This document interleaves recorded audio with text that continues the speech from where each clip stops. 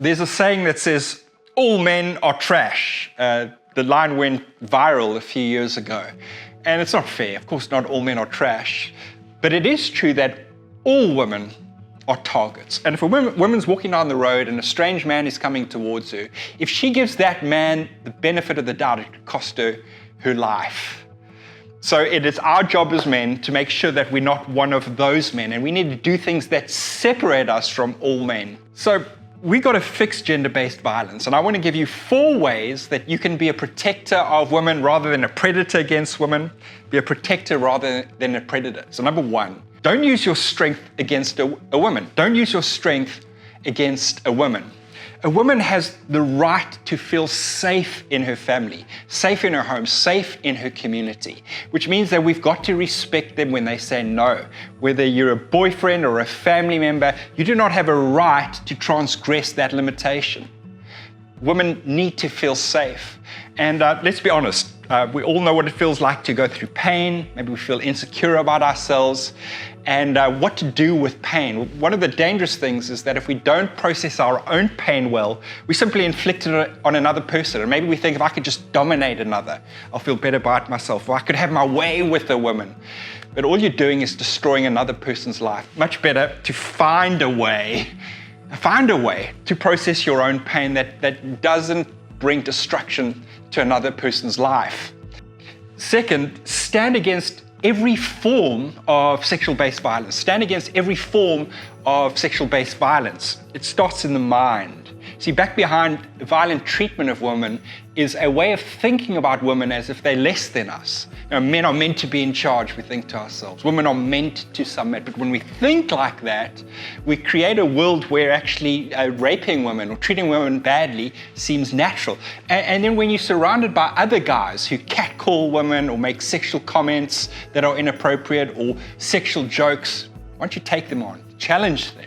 You see, when we allow that to happen, men to speak badly about women, when we allow men to objectify women's body, or when we allow, sexual violence to be glamorized, or men to think about women in a way that's entitled, when we allow that, we're actually creating something called rape culture. Rape culture is a way of men thinking about women, treating women, that makes raping them, quite natural and acceptable. I know for some of us it's going to take so much courage, but it certainly warrants it. If you see a friend sharing a pic of maybe a girl that you all know, a compromised photograph, you take that on. If you see a guy pushing a girl or grabbing a girl, you take that on. Or you're at a party, there's a drunk girl, and a guy at the party starting to lead her away to a room in the house, you intervene to protect that girl. You confront the guy. You see, you got a friend who's telling a funny sexual joke that actually involves, him assaulting a woman. You don't laugh, and you ask him the question, make it really awkward for him, and you say, "What's so funny about that?" It takes courage, but we've got to do it. We've got to do it for the sake of the women in our world. And then number 3, believe and stand with victims. Believe and stand with victims. If a girl comes to you and starts telling you about a way she was assaulted by a guy, believe her. It's very seldom that women would make up a story like that. You might be the only person she's telling, or the first person, and how you respond will either bring this to the light or it'll shy her back into the darkness. And she might be taking the first step of breaking a cycle of violence. And remember, never blame a girl. Say, well, why were you dressed like that? Why were you drinking? What were you doing at that party? No, you say to them, I believe you, I stand with you, I'm here for you. And finally, understand and practice consent. Understand and practice consent. By law, if a man physically pressurizes a girl to have sex with them, or emotionally, by using power, pressurizes a girl to get physical with him, he is a rapist. But also by law, if a man touches a girl sexually in any way, and he doesn't get her verbal, free and clear consent without any sign of her being emotionally pressurized, he's also guilty of rape. No sane man who's looking forward to his future in this world would want to be deemed by law as a rapist. So here's the rules, here's the law in South Africa.